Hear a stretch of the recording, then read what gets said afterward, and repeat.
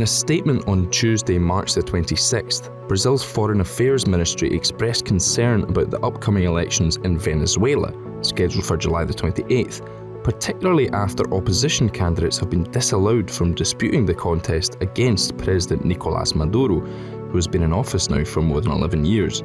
Maduro dismissed the Brazilian statement, suggesting that it had been dictated by the US State Department, but the leftist Lula government in Brazil has always veered away from criticising Maduro and his administration, with the latest statement showing an important change in stance, with the view that increasingly anti-democratic actions of Venezuela are now becoming impossible to defend. And if even Lula's government is criticising Maduro, how bad must the situation be in Venezuela? I'm Ewan Marshall, Deputy Editor of the Brazilian Report, and this is Explaining Brazil.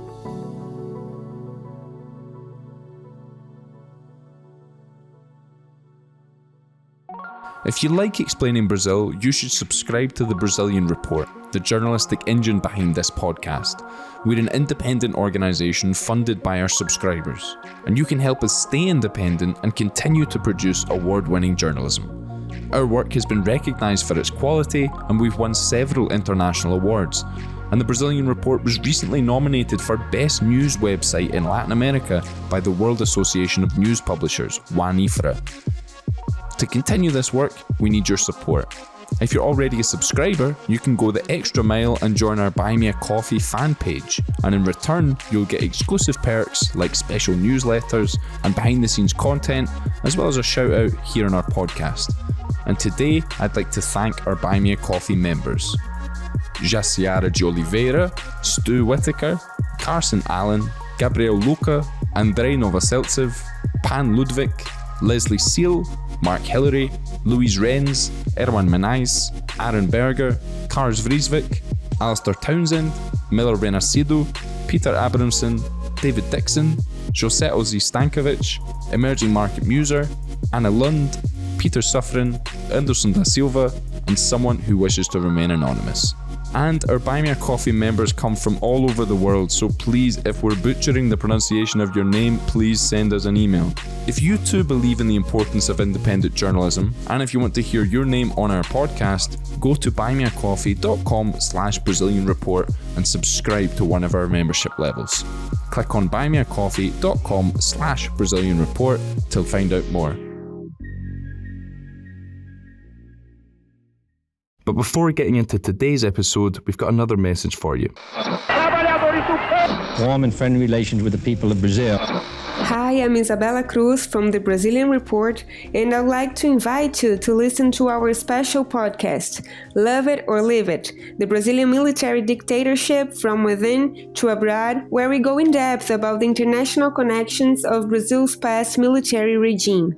The first episode is already available, and the next ones will be on your feed soon. See you there. And to get the latest on the situation in Venezuela, I'm delighted to welcome back Inácio Portes, the Latin America editor for the Brazilian Report. Inácio, lovely to have you on the show. Good to be here again, Ewan. Inácio, around this time last year, when we were talking about Venezuela on the Brazilian Report, it almost looked as if Nicolás Maduro was going to be brought back into the international fold. Venezuela was negotiating with the US and the internal opposition over the 2024 elections. Here in Brazil, President Lula looked to be cozying up to Maduro and getting involved in a few photo opportunities beside him. But none of that seems to be the case anymore. So what's happened? Bring us up to date, if you will. Right, I think since 2022, maybe since the Ukraine invasion by Russia, there was started to be some rapprochement, which we covered extensively, between the US and Venezuela. Because of pragmatic reasons, the US thought that they might need more potential access to Venezuelans' oil resources. So they started negotiating. There were a few deals to release prisoners from each side. In 2022, they released, the Biden administration released two nephews of Maduro's wife in exchange for a few Americans who were also detained. Then there was another prisoner exchange, which included the release by the White House of Colombian businessman Alex Saab, who was an important businessman very close to the Maduro administration, accused of all kinds of corruption. money laundering and so on. Then we had a very important man in the Venezuelan regime, Tariq el-Aissami, kicked off from the government.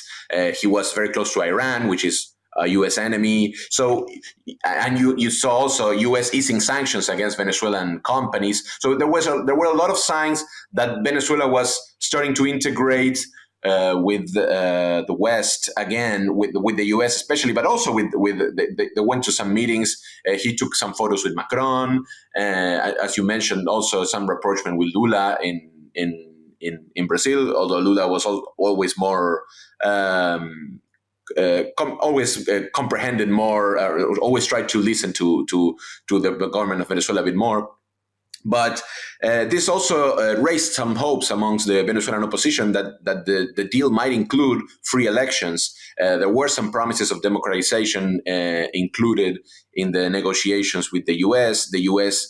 at one point said that having free elections would be part of the conditions to ease all the sanctions against Venezuela. So there was hope that unlike in 2018, when the elections were pretty dodgy with a lot of candidates banned, that we would see free elections. But we started to see this falling off when the government said that the winner of the opposition primary would not be allowed to participate. And since then, the situation has changed, I think. And so tell us a bit more about this opposition figurehead, Maria Corina Machado, who won the primaries. Where did she come from, and why did the Maduro government feel justified in disqualifying her from the election race this year? Right. Well, Machado is one of the more, let's say, hardline opposition to the Maduro regime. She's a right-winger, always very skeptical of negotiating with the government. Generally, there's always a hardline and a soft line with the government. Some say that we need to accept participating in elections, and sometimes Machado said, no, we shouldn't participate in these elections because these are rigged, or stuff like that. But in this case, she decided to at least participate in the primary despite the fact that the government had already banned her once from running for the presidency in the past for collaborating with other opposition figures. This time the ban was for collaborating with Guaidó. Remember this alternative president that Venezuelan opposition created after they said that the 2018 elections were rigged. So they said that the leader of the assembly, which was the only validly elected member, should actually be the valid president, and some foreign countries accepted it, and so on. Well, Machado was part of the people who supported Guaidó, so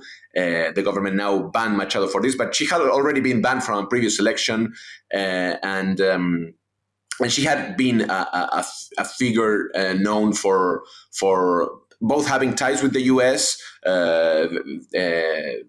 He once met with George Bush.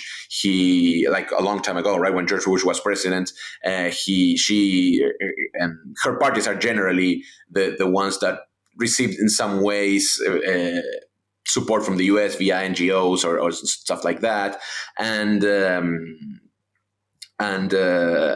generally known for, well, when Chavez was still alive, she confronted him when he went to speak to Congress. So she was like one of the strongest, most well-known opposition figures. And when she ran in the opposition primary, she was by far the most well-known candidate, and she got like 90% of the votes in that opposition primary, which was done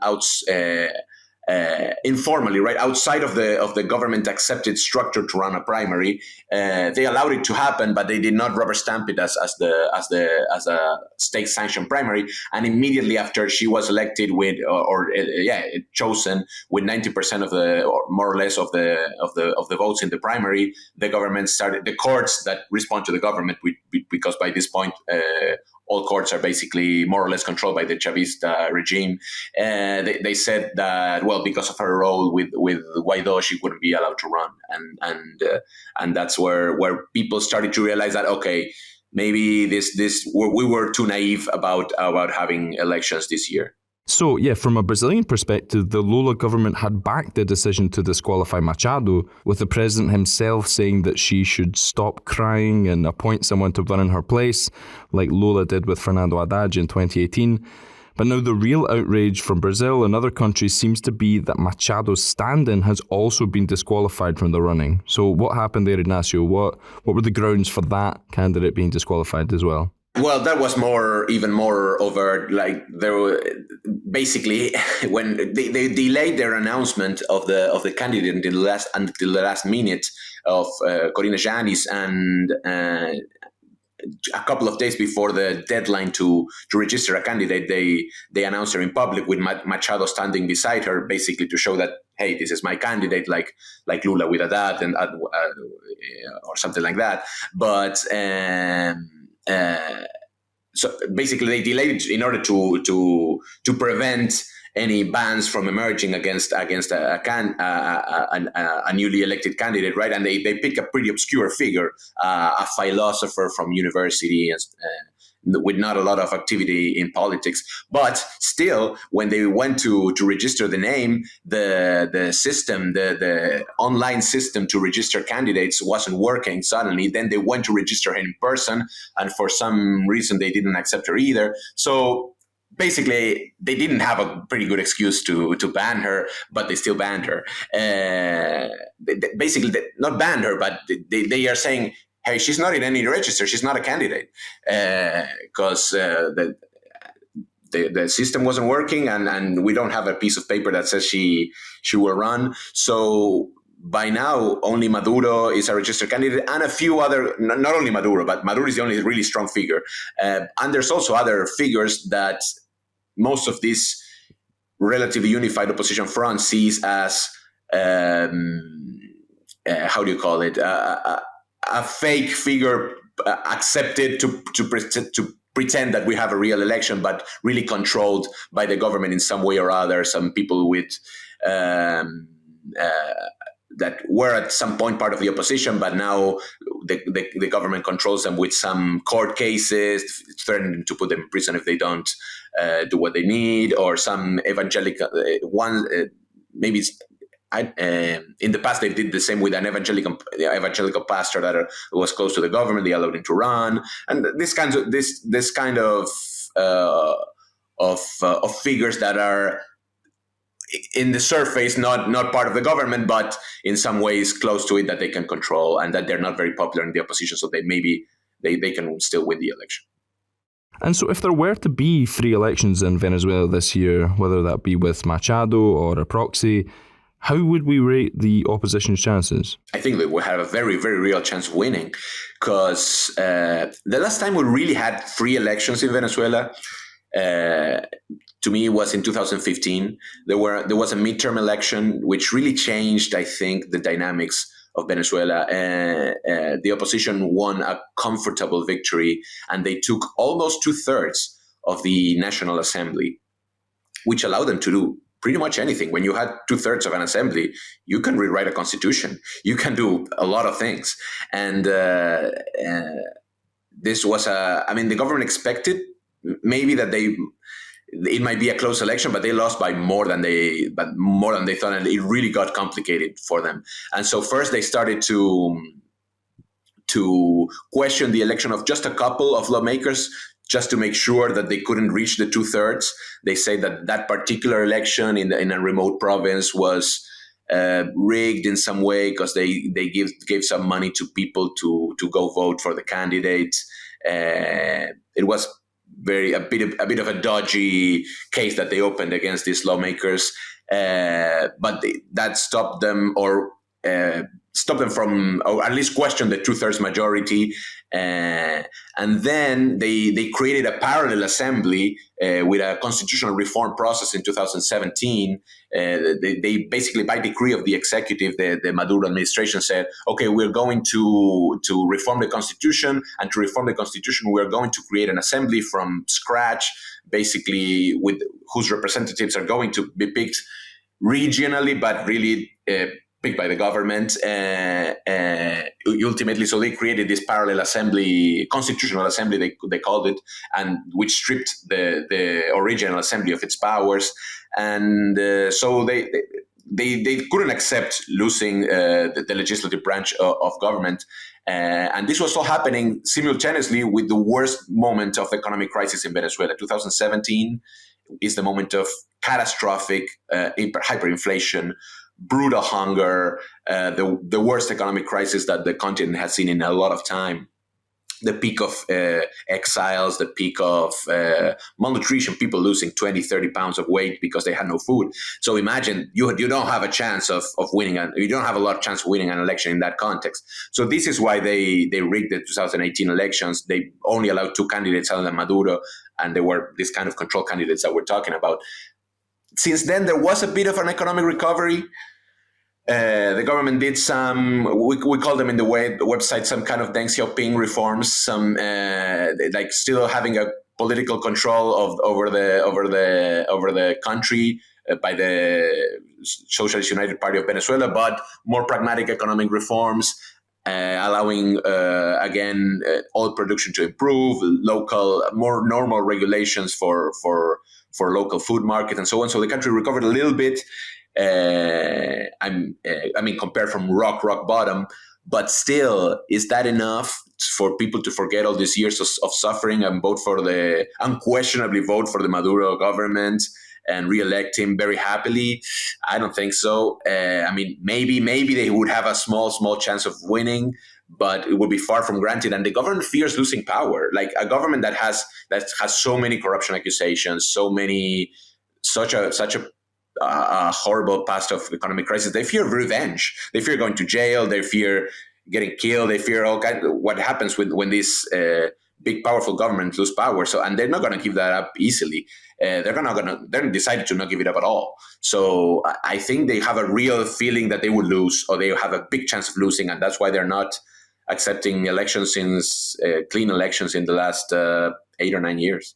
So what's next then? How do we expect the opposition to react? And, we mentioned the US at the start of the show. So how do we expect the US to react?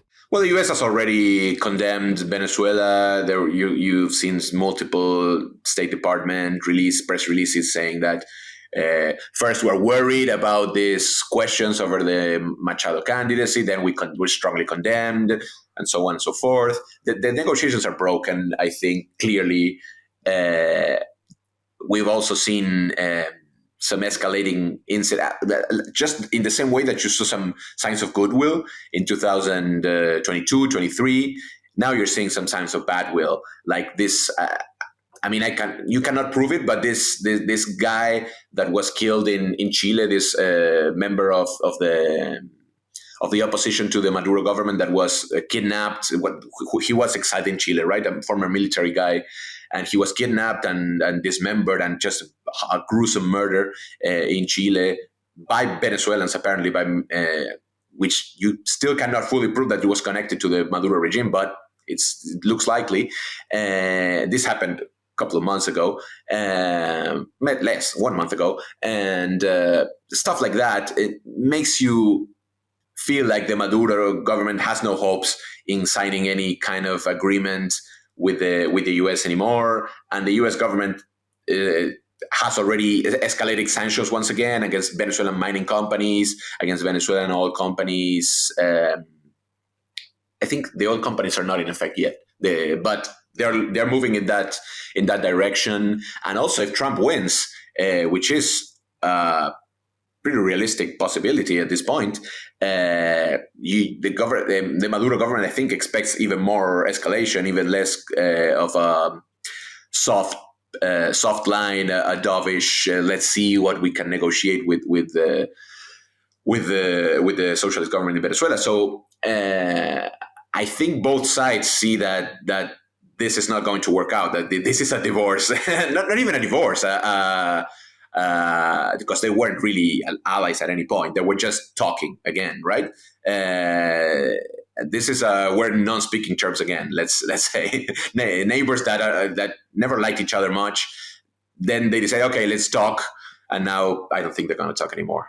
And as a reference at the top of the show, for Maduro's government to face criticism from leftist allies in Brazil and Colombia, I mean, something must have gone pretty badly wrong. I mean, you mentioned the elections in 2015, but if you could just circle back a bit further maybe and tell us how Venezuela has taken this path towards anti-democratic rule.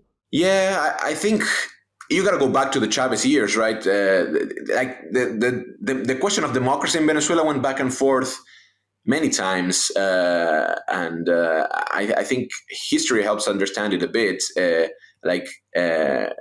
Of course, Hugo Chavez was the big political figure, right? Predecessor of Nicolás Maduro, really more charismatic, your typical populist, popular leader who speaks the language of the people and promises redistribution of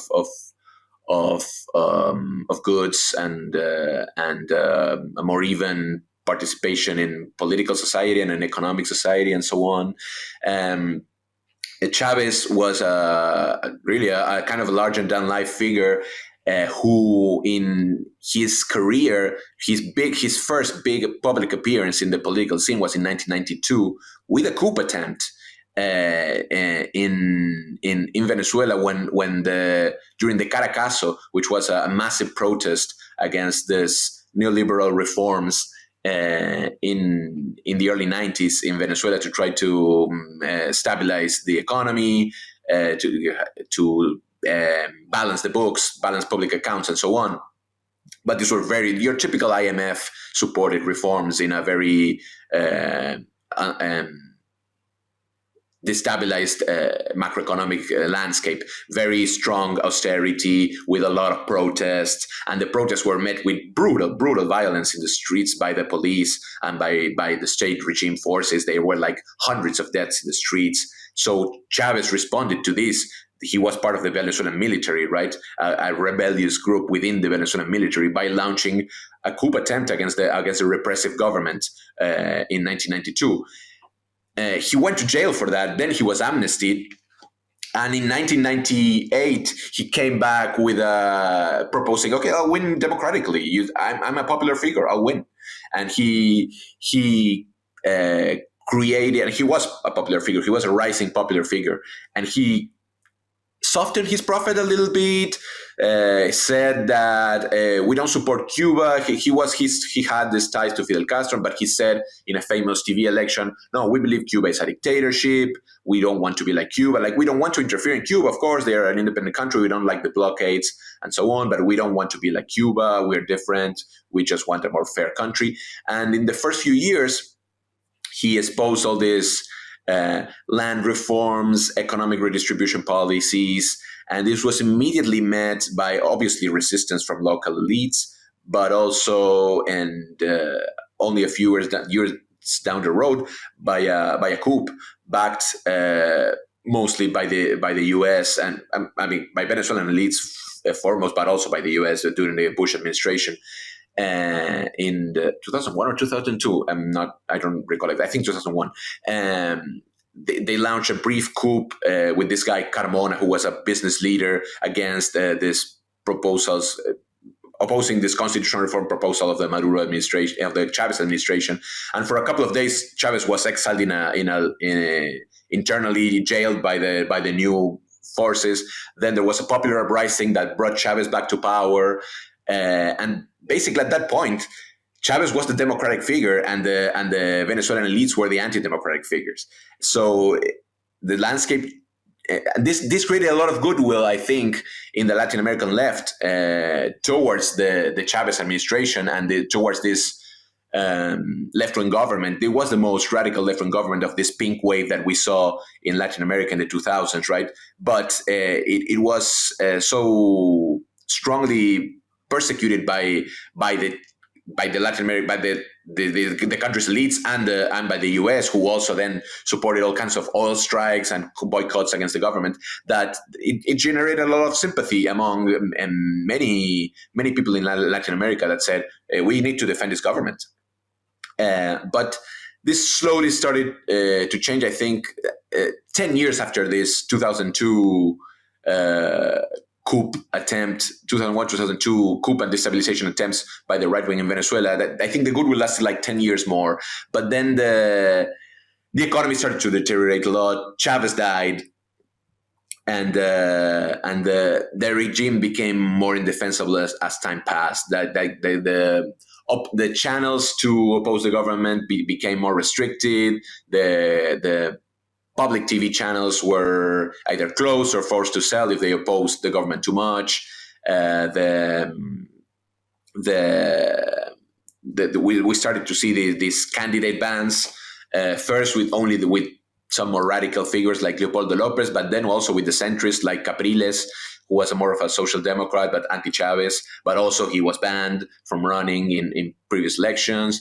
And you started to see a more turn into an autocratic regime. As the economy started to look worse and worse, the government became more and more authoritarian. And I think within the military, which is the key power player in Venezuela, the government, with the history of coups, they managed to purge all the military from people who would not be completely loyalist to the regime. And this allowed them to control the country by force. Any sign of opposition, they could immediately put the military on it and say, hey, we have a coup attempt here. We have a potential. This guy is linked to a guy that was originally part of the 2002 coup in some way.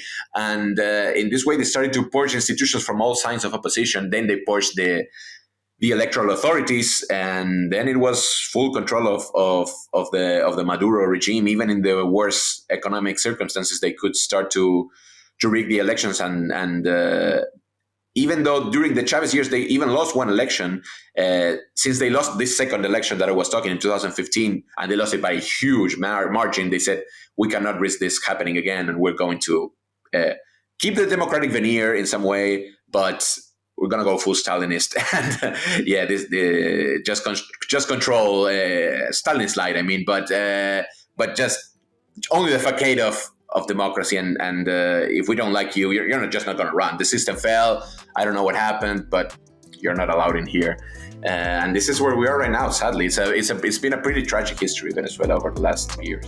Inácio, plenty for us to pour over there. Thanks a lot for joining us. Thanks, Ivan. Pleasure to talk to you. Inácio Portes is the Brazilian Report's Latin America editor, and premium subscribers can read up about all the latest goings on in the region in our Latin America weekly newsletter, which is in your inbox every Wednesday afternoon. And go to brazilian.report/subscribe to find out more.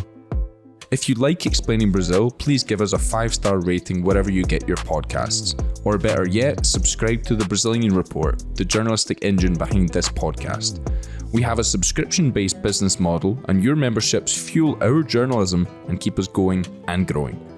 Our work has been recognised for its quality, and we've won several international awards. And recently, the Brazilian Report was nominated for Best News Website in Latin America by the World Association of News Publishers, WANIFRA. And to continue this work, we need your support. So go to brazilian.report/subscribe. I'm Ewan Marshall, thanks for listening, and Explaining Brazil will be back next week.